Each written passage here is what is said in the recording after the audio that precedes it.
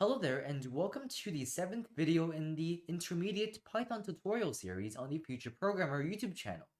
Today's video is going to cover a little helpful function in Python called the Enumerate function. Without further ado, let's get started.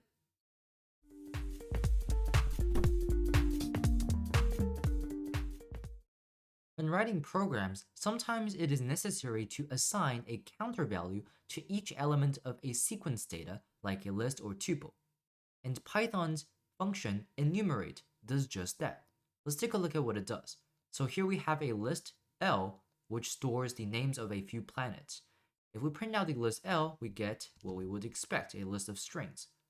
If we pass L, the list, into the enumerate function, so we pass this as an argument into this function, we would see that this is what is returned. Now normally enumerate would return an enumerate object.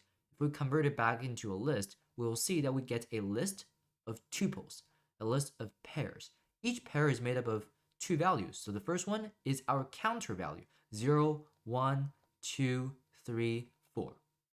And then the second value is going to be our actual value from the original list, L. So we get Earth, Mars, Venus, etc.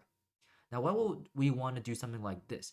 Now, think about if we have some sort of menu which we want to have a user choose from.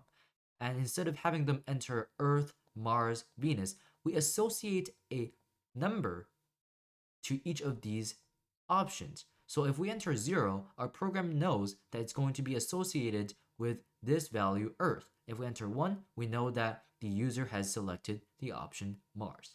So the enumerate function turns a sequence into a list of pairs, each in the format of the first value being counter and the second value being the element itself. Now, this format is especially useful for things like looping through a for loop. So here we have an example of using enumerate in the for loop. So we have a for loop. Now instead of having one variable here, we see counter, comma, element. So we're unpacking each of these pairs in the for loop because we have 0, Earth. So for each of these pairs in what is returned, we will print out using the f string, the counter, and then a dot, and then the element. So here's what's going to be outputted. We see 0, Earth, 1, Mars, 2, Venus, etc. So this is how we can unpack the elements returned by the enumerate function. Now this also applies to if we just have a normal list of pairs, a normal list of tuples, right? We can just unpack the elements in each pair by writing one variable, comma, a second variable.